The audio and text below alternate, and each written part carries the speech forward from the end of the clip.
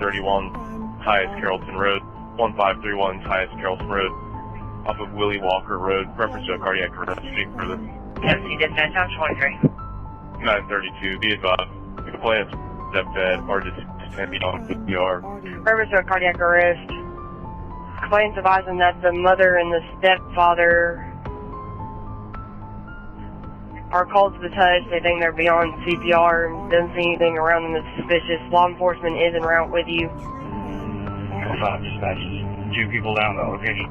That's 10-4. I'll be under his phone. 49 display. This is unclear. We got 2, 109D, same address. That's 10-4. What was the numerics again? 531. 49 dispatches. Anybody else at the residence? This is unclear. We got 2, 109D, same address. That's 10-4. What was the numerics again? 531. 49 dispatches. Anybody else at the residence? Can you have them wait outside? You guys have them wait outside? Yes, ma'am. 10-4. Location is obviously here. Go ahead and let's start morning. February 20th, 2025. A 6-year-old girl woke up early. Maybe from a bad dream. Maybe just looking for her mom. She walked barefoot down the hall, still rubbing the sleep from her eyes. She turned the knob to her parents' bedroom and stepped inside. That's when time stopped. Kristen and James Brock were lying side by side in bed. But something was wrong. They weren't moving. There was blood on the pillows, on the sheets. Their faces were pale. Their bodies still. No screaming. No sounds of struggle. Just silence. The little girl stood frozen, trying to make sense of what she was seeing. Then she ran. The 911 call came minutes later. But it wasn't the child who made it. It was her 17-year-old sister, Sarah Grace Patrick. Her voice was calm. Too calm. She told the dispatcher her parents had been shot.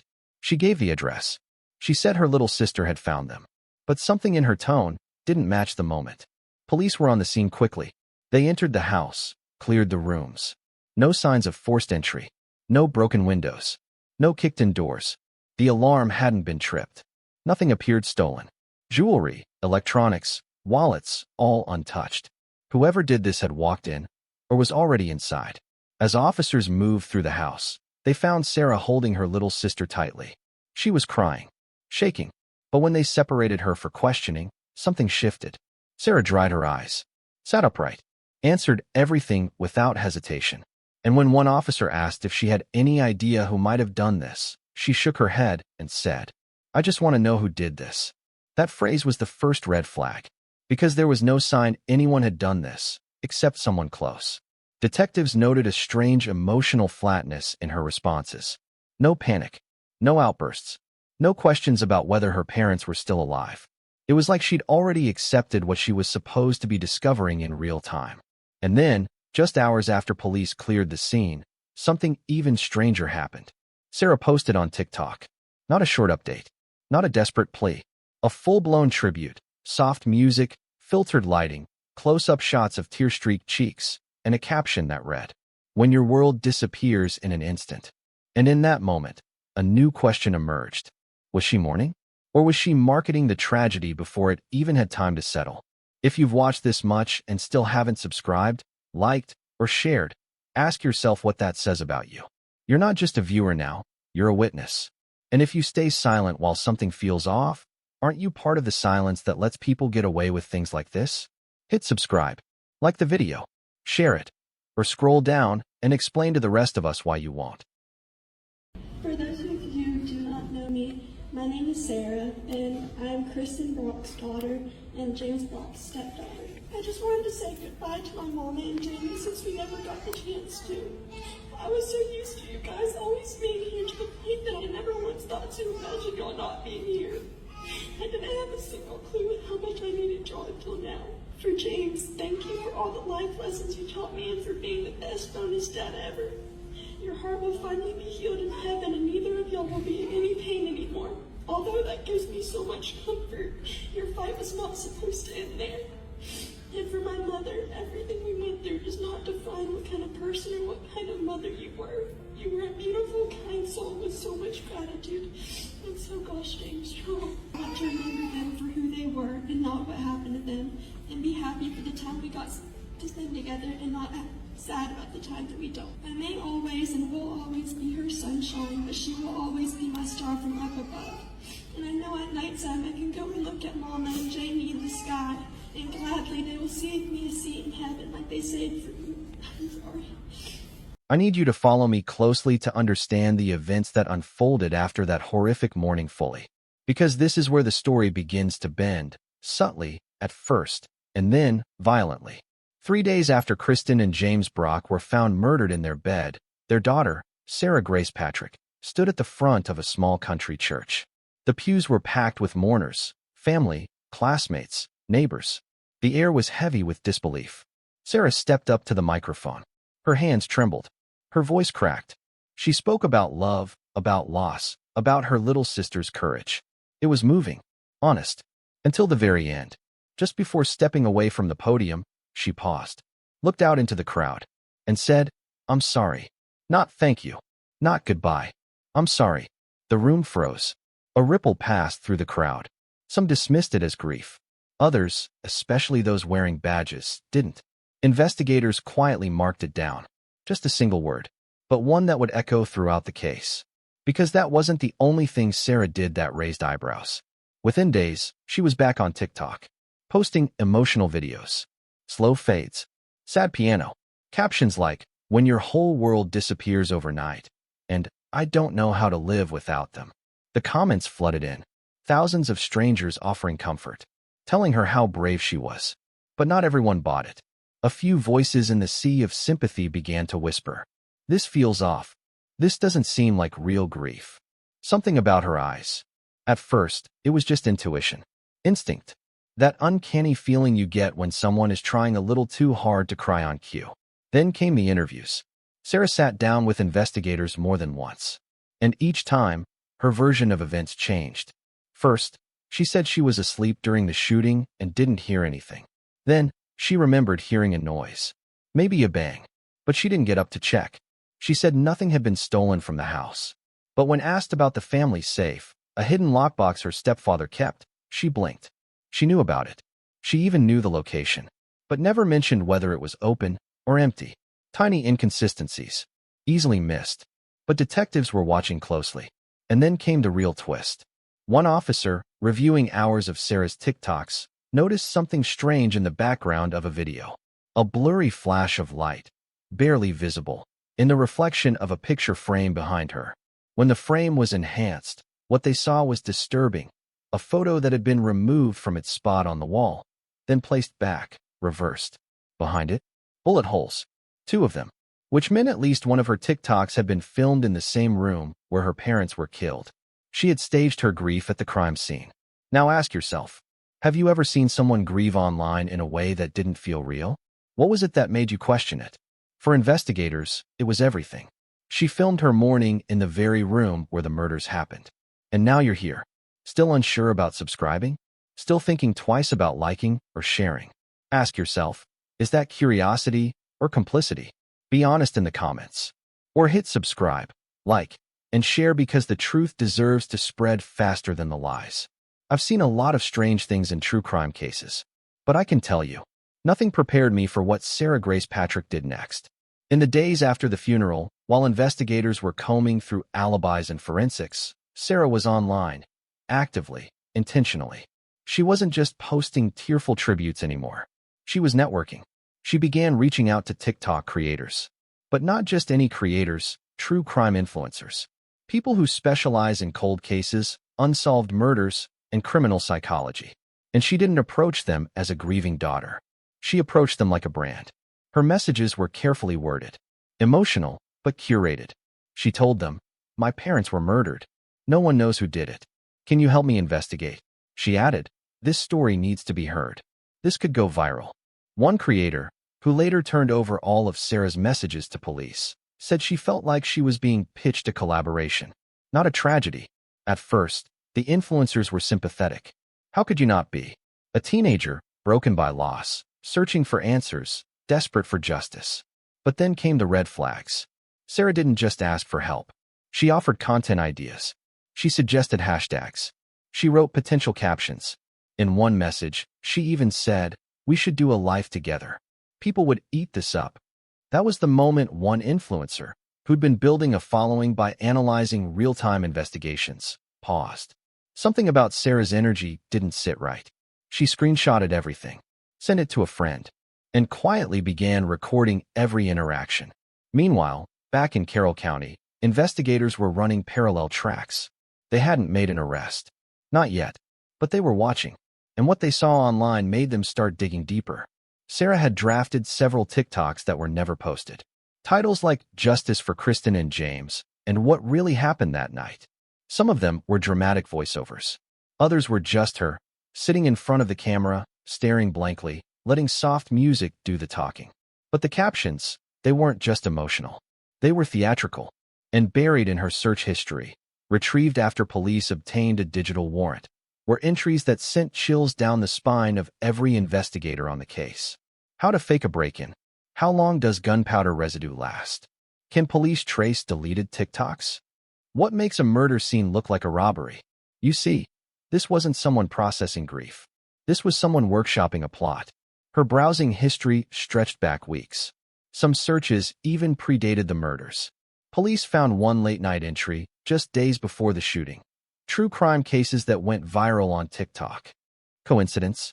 Or was this a story Sarah had been planning long before the first shot was ever fired? Investigators quietly began to build a digital profile. They pulled her phone, her laptop, her tablet, every device she'd ever logged into. They combed through her deleted DMs, her Google Docs, her TikTok drafts. And the deeper they looked, the more disturbed they became. Sarah had created a Pinterest board titled Justice Aesthetic. It was full of black and white photos, candles, courtroom sketches, crying eyes with mascara running down. She had saved thumbnails from other viral true crime cases, studying them, almost like she was building a brand identity for her own tragedy. And then came the moment that made investigators stop everything. In one TikTok draft, filmed just a week after the murders, Sarah sat cross-legged in her bedroom, a blanket over her shoulders, red eyes, a blank stare. The caption read, "If I'm in a horror movie, this is Act 3. It felt like a metaphor at the time, a moody, dramatic expression of grief. But now, it read like a confession. Because as far as police were concerned, Sarah wasn't living inside someone else's horror movie. She was writing the script herself. Sarah wanted this story to go viral. She planned it, rehearsed it, and now it's on your screen. If you leave without subscribing, liking, or sharing, you're giving her exactly what she wanted without demanding any accountability. Don't be passive. Be loud. Subscribe. Hit like. Share this story before it slips through the cracks. Or, if you're fine with staying silent, at least tell us why in the comments. Let's go behind the curtains and see how things played out. The first break came from forensics. The murder weapon had been recovered early. Her stepfather's legally owned handgun, found right there in the house. What struck investigators as odd was that it hadn't been hidden. It wasn't tossed in a river, or buried in a field, or disassembled and scattered. It was placed neatly inside the closet, cleaned, wrapped in one of Sarah's old t-shirts.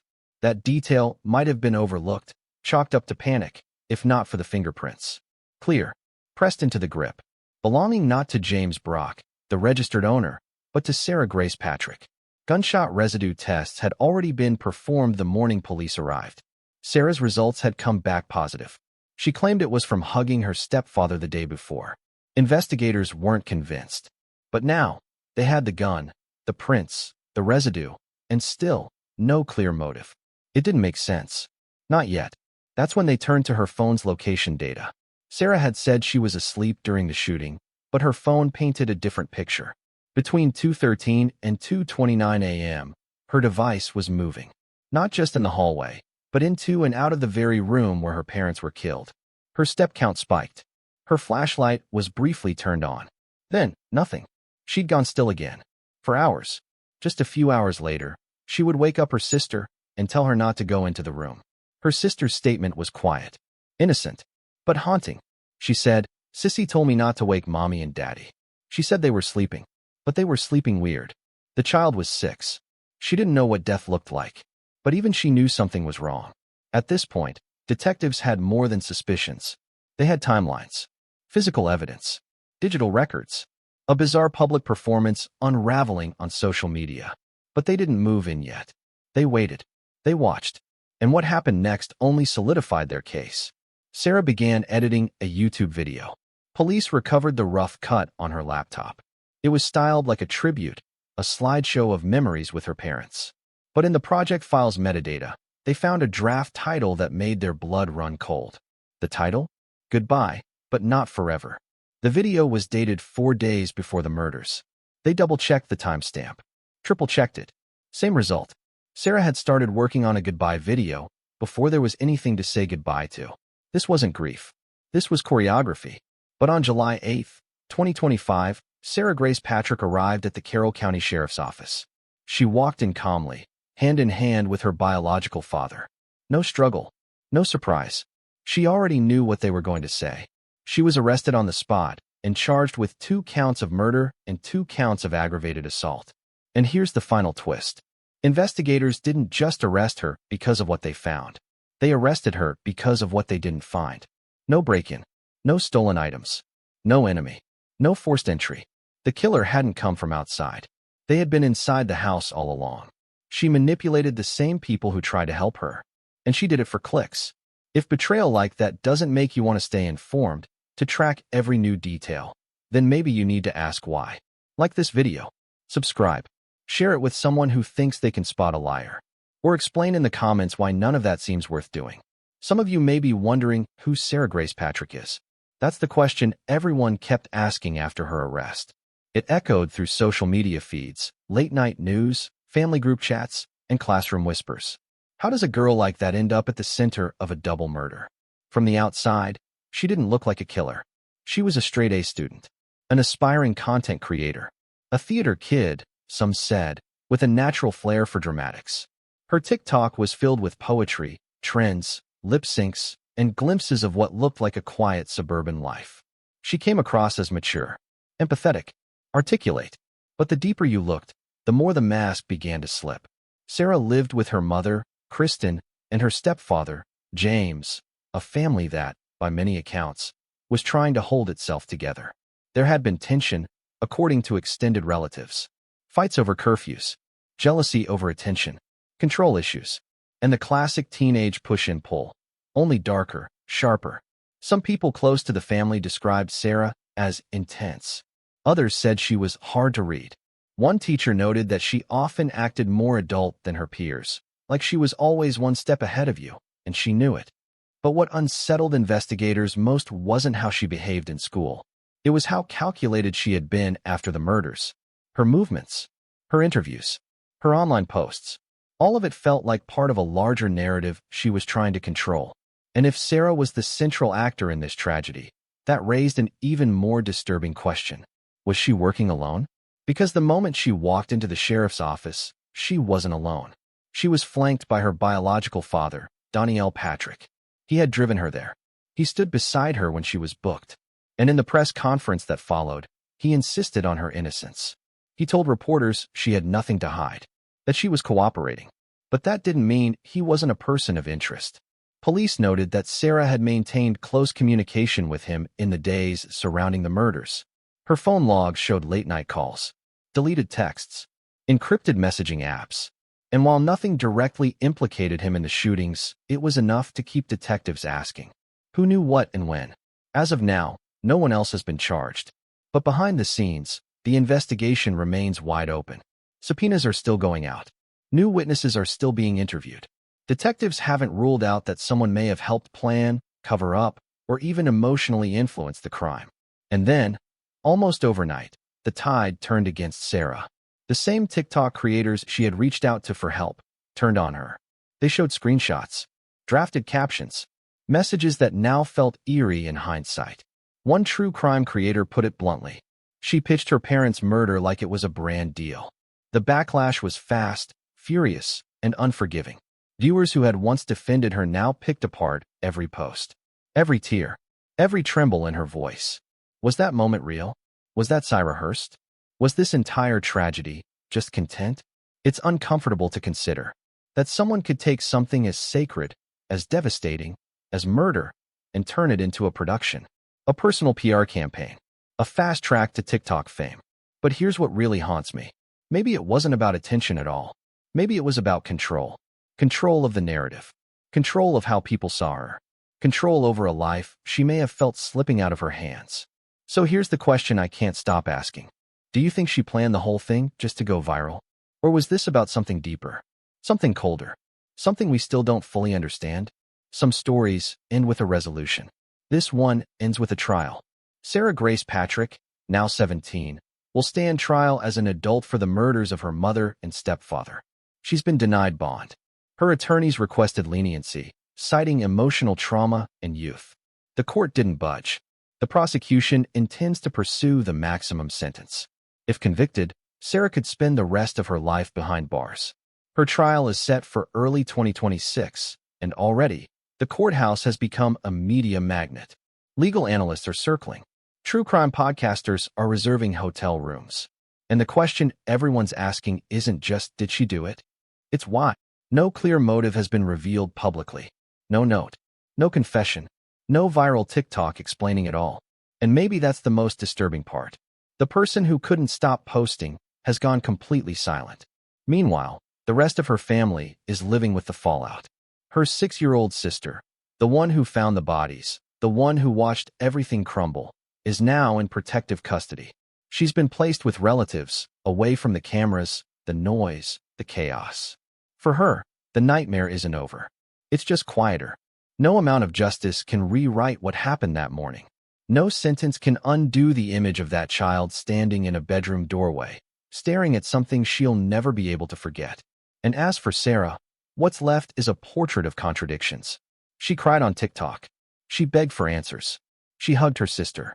She delivered a tearful eulogy. But the evidence, the digital trail, the fingerprints, the timeline, the lies, tells a different story. A story of control, of calculation, of cold intent wrapped in a warm, performative shell.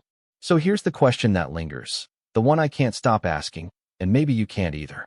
Did Sarah Grace Patrick kill her mother and stepfather because she wanted fame? Because she wanted to be noticed? Only one person knows the truth, and she's been rehearsing it for a long, long time. Let me know in the comments below, and don't forget to subscribe for more true crime stories that make you question everything. Thank you for watching, and see you in my next video. Stay safe.